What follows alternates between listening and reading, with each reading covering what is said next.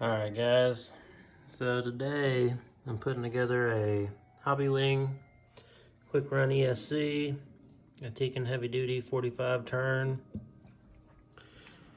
for this RC 4-wheel drive long wheelbase Mojave 2. That's what we've got.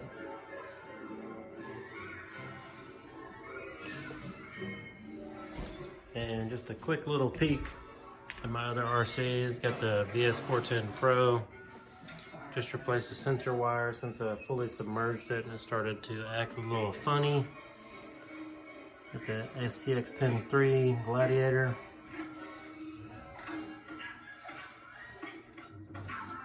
Over there you see I've got a Tamiya body with Fred riding.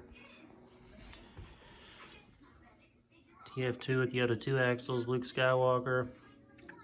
This is a different project I'm working on, SCX or a TRX4. That was the old body, but I didn't like the roof missing, so I'm taking these off. I'm just gonna rock the stock. And back there I've got the little Betty. So what I've got going on here, you see the Gorilla Tape. The ESC has already been Gorilla Taped down since I don't have a professional soldering station. So what I'm doing is cutting a little tiny piece off of each little bitty thing, kind of mess it up. So I'm cutting a tiny piece off of the double-sided sticky tape. Since I'm doing the negative wire now, you can see I've already put solder on it. I'm just going to go ahead and lay this down to keep it in place.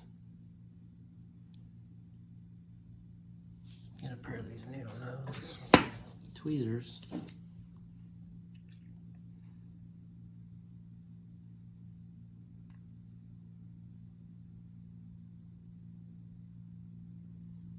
This way I can kind of help keep everything in place while I'm trying to solder, because since this is round, it likes to roll around.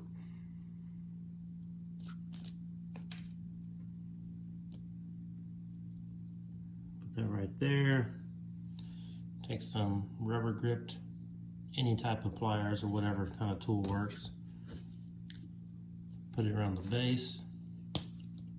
We have less rolling resistance. And now I'm going to solder that down right there.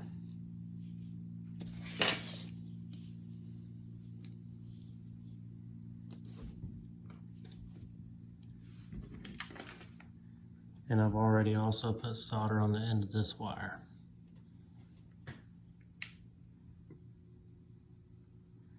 Touching both ends to the solder gun to get them both warm.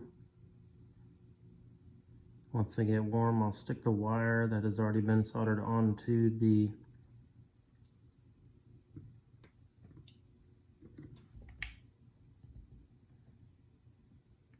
motor tab.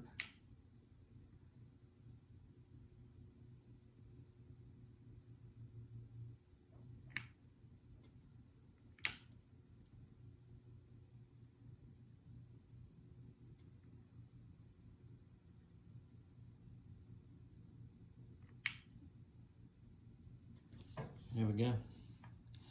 So now that's soldered.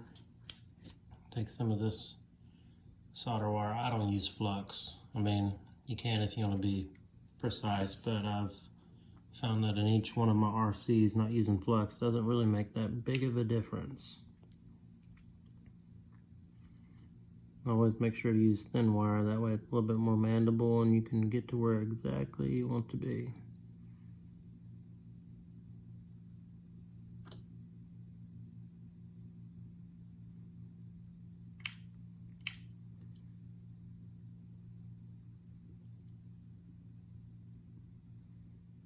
Sit there and feed it in.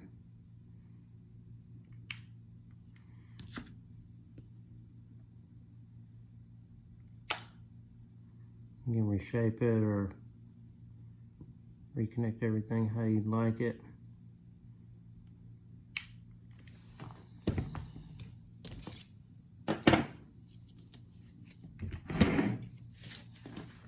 AC.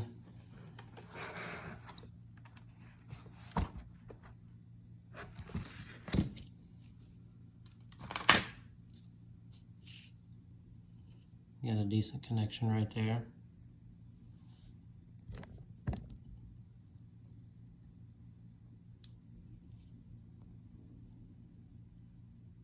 So now I'm going to go around the end right here and smooth that over so that way it's a solid connection and there's no gap in between the bottom of that tab and the wire coming to it.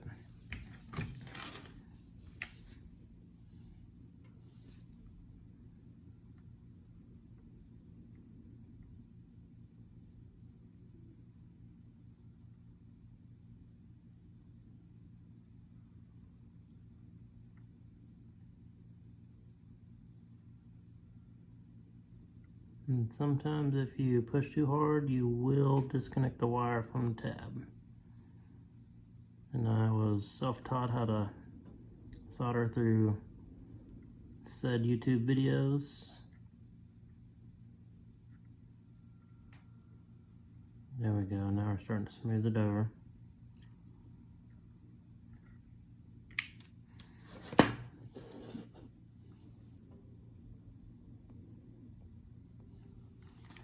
Mark for you. So right now, take and replace this double-sided sticky tape. Oh, wrong orientation.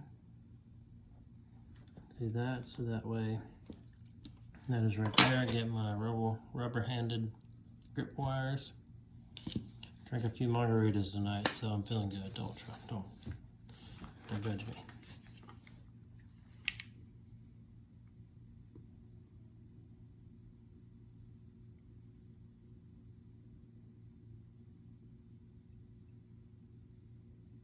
Don't judge me, please.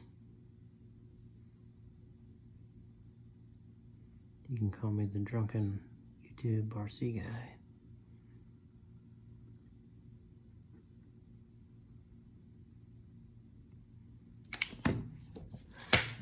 Feeding material in and blending in.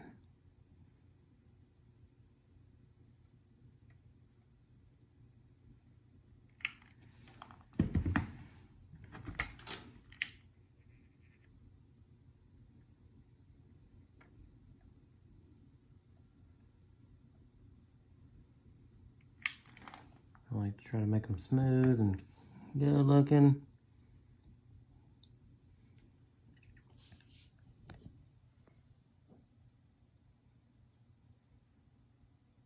Not the best, but it's definitely going to hold. That one's a little better. Didn't have as much margarita in me when I did this one. But that will definitely suffice. It's not going to break. If it does, got my trusty solder gun. I'll solder it right back up. Next, I'm going to be cutting off this XT60 plug. And I bought a pack of Dean's plugs, so I'm going to be making a new power wire for this guy. So earlier I forgot, I usually keep one in the closet. This is my Wraith. That's not real carbon fiber, that is 5-star binder / notebook material for the inner fenders, and a bent ass BGR aluminum bumper. So in this one, 3100 kV Pro 4 HD Tekin motor. In the VS410 Pro, I've got a 2300 Rock 412 Tekin brushless system. 35 turn Tekin heavy duty motor. A little bitty guy. Well, not so little, but got a Holmes Hobbies motor, brushless motor in that. In the TRX4, I've got a 3000 Pro 4 HD. So Tekin is what I like to use as far as motor control. So when I go to solder these wires on, see there's already a piece of, go ahead, I've still got the tape on that guy. Oop. Stick it there for now.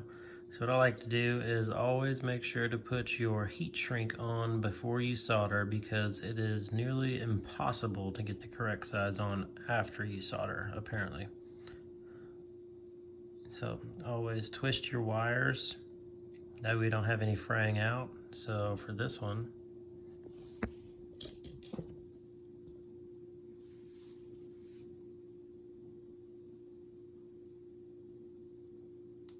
left or right, doesn't matter which way you want to twist them.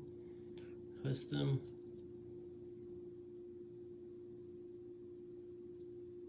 Heat shrink over and all the way down. All the way down. Because the wires get hot while you solder.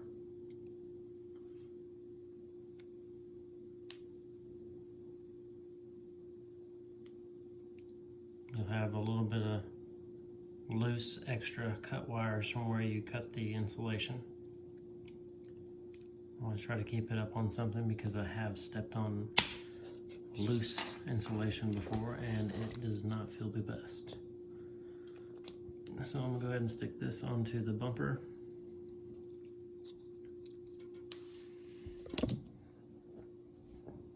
While I solder these, just give me 1 second and get all my ducks in a row per se.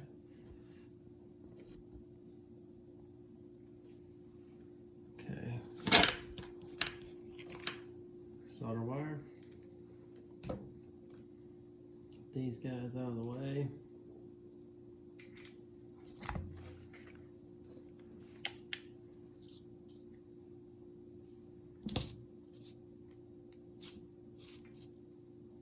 What is also good to use for these are paper or clothes hanger clips. 1 second.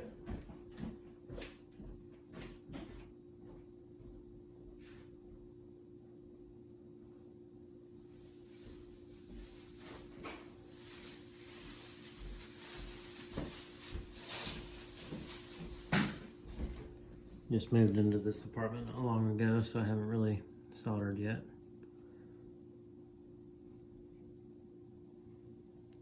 Go right there and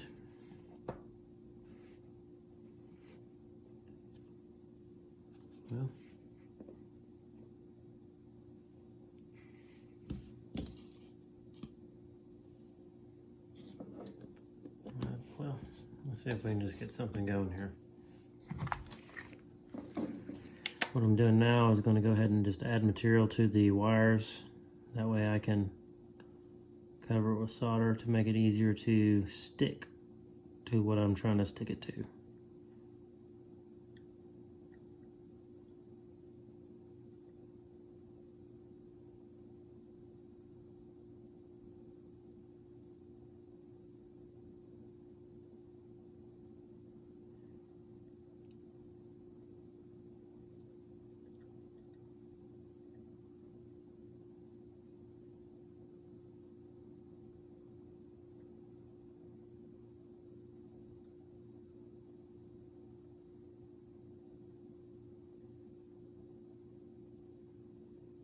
Feeding material.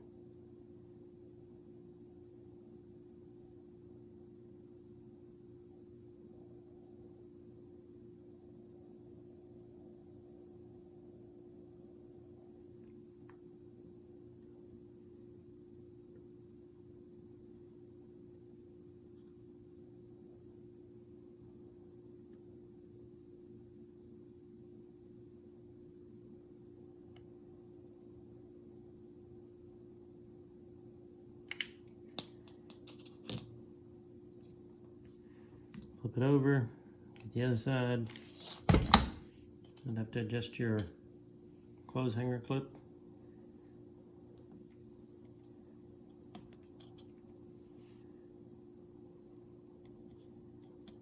Do it like that. needle nose I found are the best tool. Needle nose, and little bitty dikes cutters are the best for doing all this little RC guru-ish stuffs.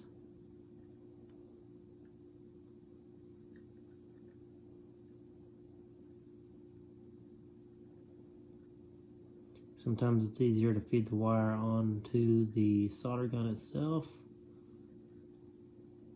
and then drop it to the actual wire you're soldering.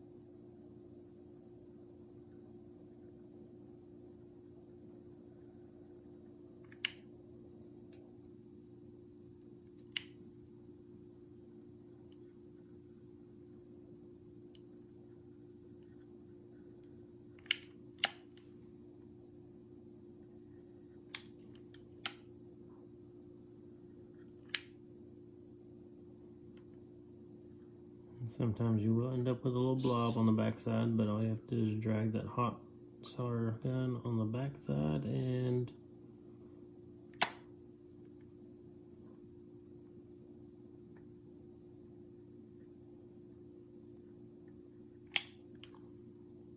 clean it up.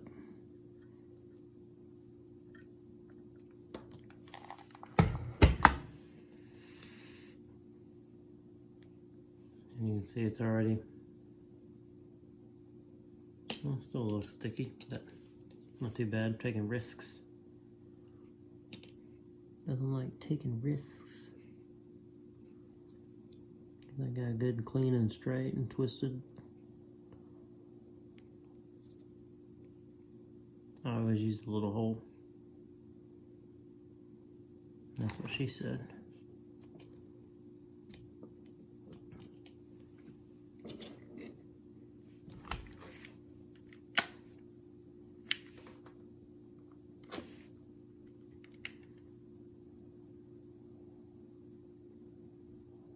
Go ahead and just brush the wire a few times with the heat going. Transfer as much heat into it as possible, getting a little bit of solder off already. Ready to start feeding.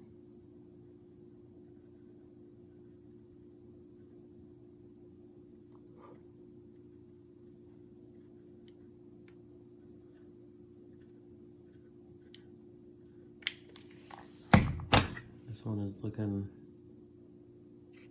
pretty clean.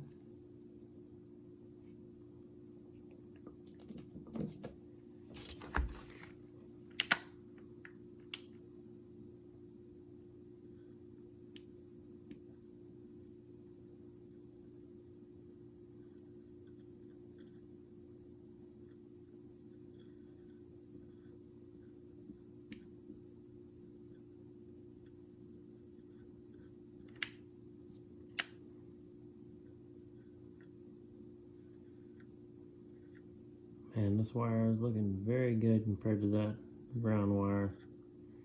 I need to go back and take a little material off ground wire because you always have to make sure whichever heat shrink you put on, it will actually fit into the heat shrink.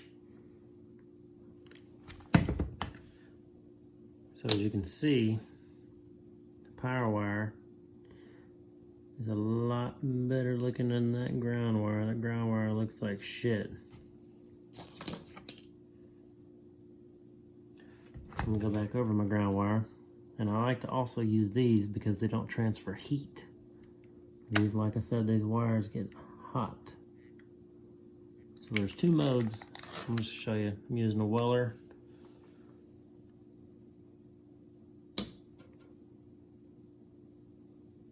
$260, 200 watts.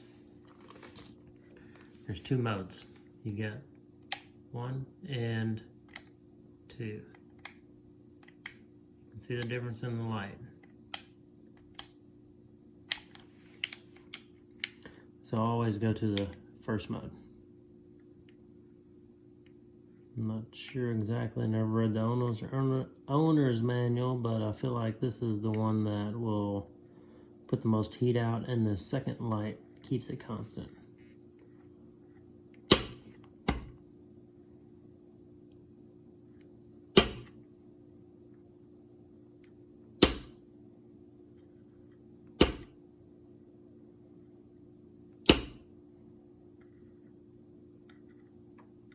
So I'm just dragging that material down and up. You probably just need to drag it down because gravity works in your favor a lot of the times.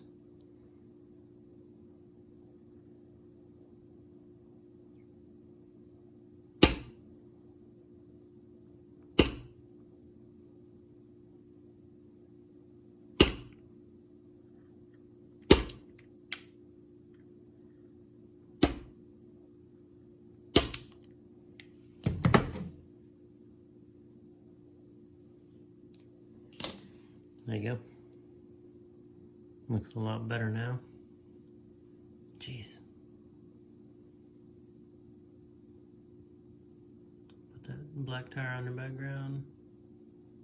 Looks a lot more in unison. And now I'm going to grab one of these. Probably clip the end off down here, so that way I don't have to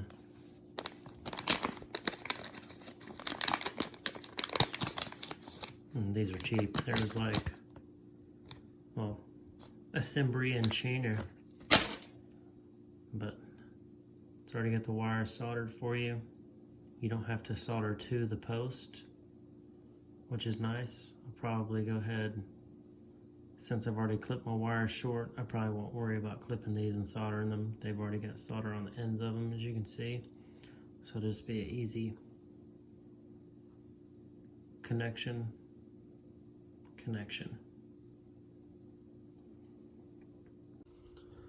Alright, so this took me a minute, but I got them soldered together. I'm going to take the shrink tube. Let's go ahead and slide it out.